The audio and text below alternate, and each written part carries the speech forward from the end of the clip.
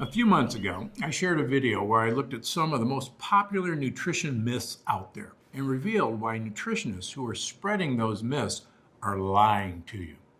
In that first video, I shed light on things like eating fruits and whole grains, overloading on protein, and giving up fatty foods, all popular nutrition myths that are dead wrong. And you had a lot of amazing feedback on that video because my subscribers want to know the truth about health and wellness, even if the truth is the opposite of what they know. So today, I put together another video to debunk more nutrition myths. But first, I've got a question for you. What health and wellness topics do you have questions about? This channel was created to help you live a long, healthy life. So I want to know how to help you best. So go ahead and leave a comment below to tell me what you want to learn more about. Then make sure to keep an eye on this channel to see when your question is featured. Anyway, back to these nutrition myths, starting with one that makes big money for food companies. Number one, you need electrolytes after you work out. You've seen the commercials, athletes running for miles, then chugging a neon blue electrolyte-filled sports drink, or people at the gym drinking coconut water for the electrolytes, of course. Maybe you wanted to be like Mike in the 90s and picked your beverage accordingly.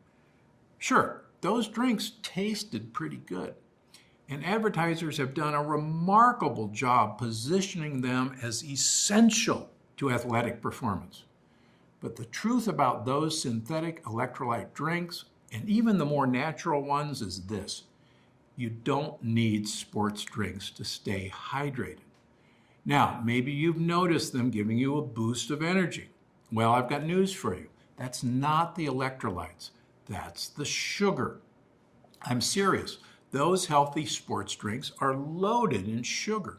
Not great for anyone who wants to feel their best. Seriously, they just counteract the great workout you just had. It's so not worth it. But what if you're really working out hard and sweating up a storm?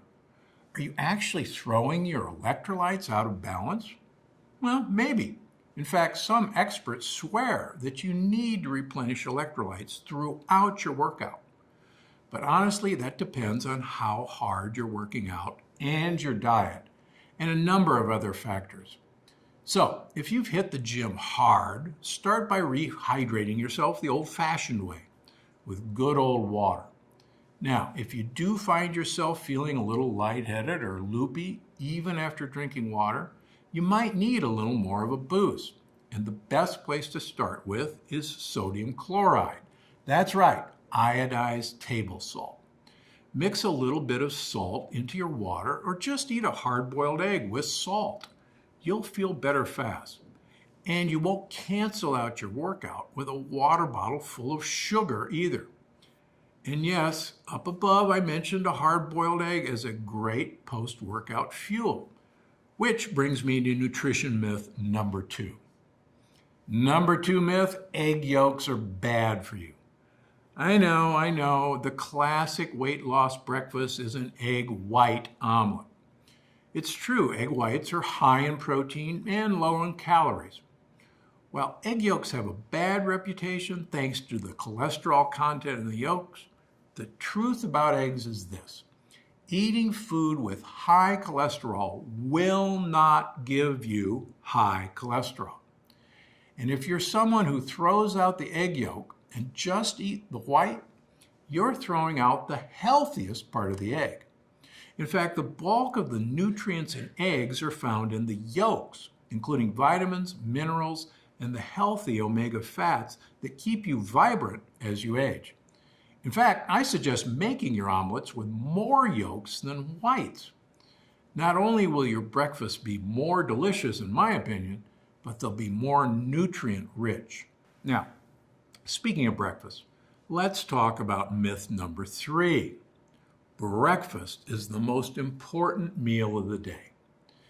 Now, I'm not going to tell you to skip breakfast every day, because breakfast is delicious.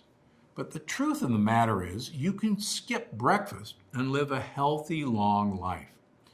In fact, the healthiest people do skip their morning meals pretty regularly. And you know what? They're fine, because the time you eat doesn't matter, at least not as much as what you eat. So for best results, I suggest eating breakfast some days and skipping it other times. In fact, that's the basic premise behind intermittent fasting, which keeps your body on its toes and may even support weight loss and longevity. So look into intermittent fasting and don't feel pressured to eat a big meal or any meal first thing in the morning. Now, one of the hottest topics in nutrition is actually one of my favorite things to talk about and eat: carbs, which brings me to myth number 4. You should eat as few carbs as possible. Now, I've done a full video talking about this, but it's too important to ignore, so it's worth mentioning again. There's no such thing as a no-carb diet, at least not a well-balanced one. In fact, some of the most nutritious foods on the planet, including those leafy greens and cruciferous vegetables, contain carbs. Not to mention polyphenol-rich fruit, resistant starches like sweet potatoes, and just about anything that isn't pure fat. So unless you're somehow getting away with just drinking olive oil and not eating any solid food, you're eating carbs. And you should be. Carbs are great for your health, provided you pick the right ones. Sure, you shouldn't be eating cake, candy, or tons of bread. But don't be afraid of veggies in seasoned fruits or things like sorghum and millet. They're delicious and they'll support your health rather than destroying it.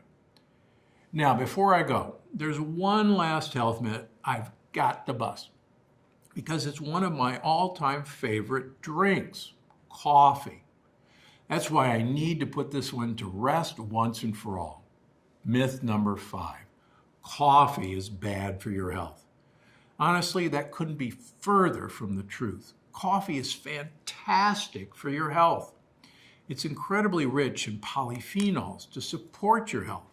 And studies have shown that coffee is great for everything from focus and energy, obviously, to blood sugar regulation, as keeping you sharp as you age. It's a superfood, not a junk food.